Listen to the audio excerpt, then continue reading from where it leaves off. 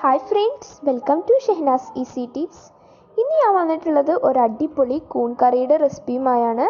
അപ്പോൾ വീഡിയോയിലോട്ട് പോകുന്നതിന് മുന്നേ എൻ്റെ ചാനൽ ഇതുവരെ സബ്സ്ക്രൈബ് ചെയ്തിട്ടില്ലെങ്കിൽ പ്ലീസ് ഒന്ന് സബ്സ്ക്രൈബ് ചെയ്യുക. പിന്നെ കൂടെ വരുന്ന ബെൽ ബട്ടണും കൂടി മറക്കാതെ ഒന്ന് ക്ലിക്ക് ചെയ്യുക. ബെൽ ബട്ടൺ അമർത്തുമ്പോൾ ഓൾ എന്ന ഓപ്ഷൻ പ്രസ് ചെയ്യുക.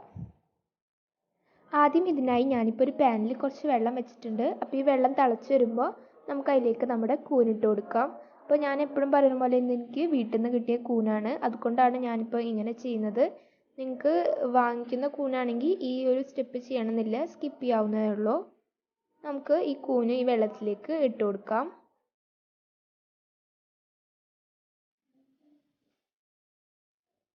എന്നിട്ട് ഒരു 2 മിനിറ്റോളം നന്നായി ഒന്ന് തിളപ്പിച്ചെടുക്കാം ഇതുപോലെ. എന്നിട്ട് ഇതിലത്തെ വെള്ളമൊക്കെ നന്നായി ഊറ്റിക്കളയാം. ഇനി നമുക്ക് നമ്മുടെ തേങ്ങ ഒന്ന് വറുത്തെടുക്കണം. ഇതിനായി ഞാനിപ്പോൾ ഒരു പാൻ വെച്ചിട്ടുണ്ട്. ഈ പാൻ ഒന്ന് ചൂടായി വരുമ്പോൾ നമുക്കതിലേക്ക് വെളിച്ചെണ്ണ ഒഴിച്ചു കൊടുക്കാം.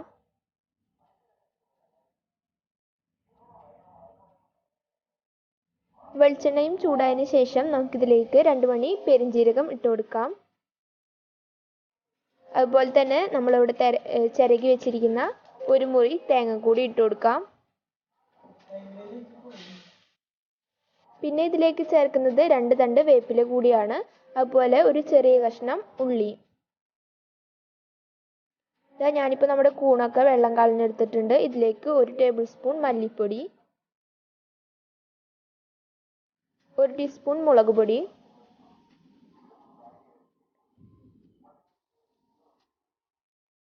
1/4 ടീസ്പൂൺ മഞ്ഞൾപ്പൊടി, ആവശ്യത്തിനുള്ള ഉപ്പ്.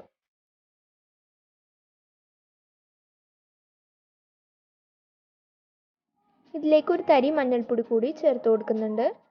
ഇപ്പം നമ്മുടെ തേങ്ങ റെഡി ആയിട്ടുണ്ട്. അപ്പം നമുക്കിനി ഇത് അരച്ചെടുക്കാം.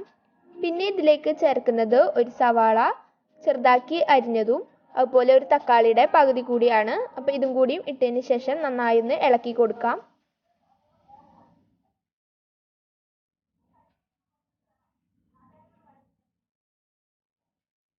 അതിനുശേഷം ഒന്നും കൂടി ഒന്ന് മൂടി വെച്ച് വേവിക്കാം.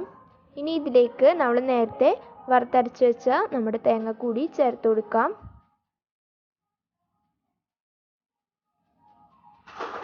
ഇതിലേക്ക് 1 ടീസ്പൂൺ കുരുമുളക് പൊടി കൂടി ചേർത്തിട്ടുണ്ട്.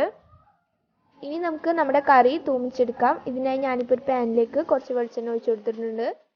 ഇതിലേക്ക് 2 മണി പെരിഞ്ജീരകം കൂടി ഇട്ട് കൊടുക്കാം. പിന്നെ ഇതിലേക്ക് ഇടുന്നത് ചെറുതാക്കി അരിഞ്ഞ ചെറുള്ളിയാണ്. അതുകൂടി ഇതിലേക്ക് ഇട്ട് കൊടുക്കാം.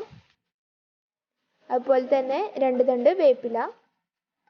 ഇനി തൂമിച്ചത് നമ്മുടെ കറിയിലേക്ക് ഒഴിച്ചു കൊടുക്കാം. ഇത്രയേ ഉള്ളൂ. ഇപ്പം നമ്മുടെ കറി ഇവിടെ റെഡി ആയിരിക്കുകയാണ്. നിങ്ങളെല്ലാവരും ഒന്ന് ട്രൈ ചെയ്ത് നോക്കുക. ഇത് നമുക്ക് ചപ്പാത്തിയുടെയും പൂരിയുടെയും പത്തിരിയുടെ ഒക്കെ കൂടെ കൂട്ടാവുന്നേ ഉള്ളൂ. അപ്പോൾ എൻ്റെ വീഡിയോ ഇഷ്ടമായാൽ ലൈക്ക് ചെയ്യാനും നിങ്ങളുടെ ഫാമിലിക്കും ഫ്രണ്ട്സിനും ഷെയർ ചെയ്യാനും മറക്കരുത്. ഇതുപോലുള്ള സൂപ്പർ വീഡിയോസുമായി വരുന്നവരെ ബൈ ബൈ.